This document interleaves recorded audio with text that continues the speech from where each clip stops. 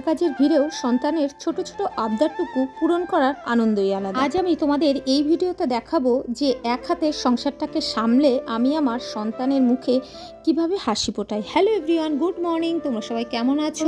Sulekha blog চ্যানেলে তোমাদের সবাইকে জানাই অনেক স্বাগতম আর অনেক অনেক ভালোবাসা। দেখো, সকালে উঠেই কিন্তু আজকে বৃষ্টি শুরু হয়েছিল, তো এখন কিন্তু ওয়েদারটা বেশ ভালো আছে, মানে বৃষ্টি আর নেই। ওয়েদার ভালো আছে বলতে বৃষ্টি নেই, মেঘলা হয়ে আছে।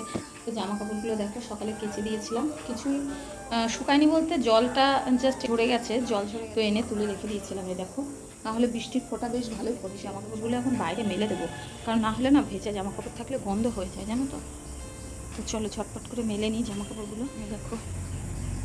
এই দেখো ওয়েদারটা এখন একটু ভালো আছে। কথায় আছে কিন্তু মেয়েরা দশভুজা, সত্যি তাই কিন্তু। কারণ দেখো, মেয়েরা রান্না করতে করতে আবার কিন্তু ঘরের অনেক রকমের কাজকর্ম করতে পারে। তো আমিও দেখো রান্না বসিয়ে আবার এদিকে জামা কাপড়গুলো মেলতে এসেছি। এখন তো ওয়েদারের এই ছিঁড়ি, জানোই তো, একবার বৃষ্টি একবার রোদ, জামা কাপড় মেলতে মেলতেই আবার তুলতে হয়, বৃষ্টি ঝমঝম করে নেমে পড়ে। তো দেখো এখানে মাটন কষানো হচ্ছে, আজকে একটা নাল্লির পিস দিয়েছে, দেখেছো। দেখো রাইসের ভাতটাও হয়ে গেছে, এখনই উপর দিয়ে দেবো, বেশি ফুলে গেলে না আবার ভালো লাগবে না। তো দেখো হয়ে গেছে, এই দেখো অনেকটা টাইম চালু। আর এদিকে দেখো আলুটা ভেজে রেখে দিয়েছি, তো আলুটাও দিয়ে দিই। চলো দেখো, মাংসের মধ্যে দিয়ে দিলাম, গরম জলও করে নিয়েছি, একদম সুন্দর মাংসটা কষানো হয়ে গেছে, দেখেছো। আর আজকে কিন্তু প্রেশারে করবো না, জানো তো। এই দেখো আজকে করবো হাঁড়িতে মাংস। এই দেখো খাসির মাংস আমি কিন্তু প্রেশারেই করি, তো আজকে হাঁড়িতে করবো। জলও করে নিয়েছি, তো চলো ঝটপট এখন ভাতটা আগে উপর দিয়ে দিই, তারপরে মাটনে গরম জল দিয়ে দেবো। এদিকে দেখো আমার কিন্তু ভাতটা হয়ে গেছে, আর একটু শক্ত শক্তই নামাতে হবে, ওই জন্যে কিন্তু এখন উপর দিয়ে নেব। আর এই কাজটা না আমার ভীষণ কষ্ট হয়, মানে ভীষণ কঠিন লাগে। মানে সংসারের যত কাজ আছে সমস্ত কাজের মধ্যে কিন্তু এই কাজটা আমার ভীষণ কঠিন মনে হয়। তো দেখো এত গরম লাগছিল, আর এক হাঁড়ি যেহেতু ভাত, রাইস আমি করলে না একটু বেশি করেই করি, তো ওই জন্য কিন্তু হাতে এত গরম লাগছিল। আর কেমন ধোয়া উঠছে তোমরা দেখে বুঝতেই পারছো। আর রাইসের চালে কিন্তু একটু জলটা বেশি দিতে হয়।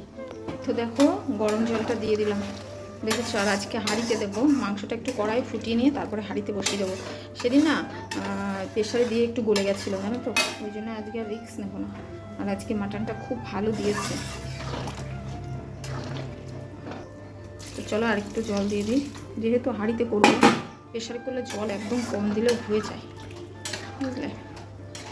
সব রাইসের জন্যে সব কিছু কেটে নিয়েছি, ঠিক আছে। এই দেখো এই গাজর, বিন আর ক্যাপসিকাম গোটাটাই দিয়ে দিয়েছি, জানো তো। আর সব কাজু কিশমিশ এগুলো জোগাড় করে নেব। আর খুব দেরি হয়ে গেছে আজকে, অনেকটাই বেলা হয়ে গেছে, 1টা বেজে গেছে। তো চলো ঝটপট করে নিই, ছেলের আবদারে আজকে হচ্ছে, বুঝলে। তো চলো, আর এখানে দেখো মাংসটা এখন ফুটুক, একটু ফুটে গেলে তারপরে কিন্তু এতে দিয়ে দেবো হাঁড়িতে। তো দেখো আজকে দুপুরে মেনুতে কি হয়েছে, এই দেখো এখানে হয়েছে মাটনের লাল লাল ঝোল, দেখেছো। মাটনের কালারটা কিন্তু দারুণ এসছে। আর এখানে দেখো করেছি রাইস, কিন্তু রাইসের কালারটা কিন্তু দারুণ এসেছে আজকে, জানো তো। হলুদ রাইস হয়ে গেছে, সাদার জায়গায় কেন জানি না। তো রাইসে কিন্তু আমি হলুদ দিইনি, কিন্তু হলুদ হয়ে গেছে, দারুণ একটা কালার এসছে। আর এখানে দেখো এক্সট্রা করে আরেকটু আছে, তো এখন ছেলেকে খেতে দিয়ে দেবো। দেখো দারুণ কালার হয়েছে, আর মাটনের কালারটাও কিন্তু দারুণ এসছে, দেখে তো। এখন জমিয়ে খাওয়া দাওয়া হবে, বুঝলে। তো চলো আমি থালাও নিয়ে নিয়েছি, থালায় বেড়ে নেবো।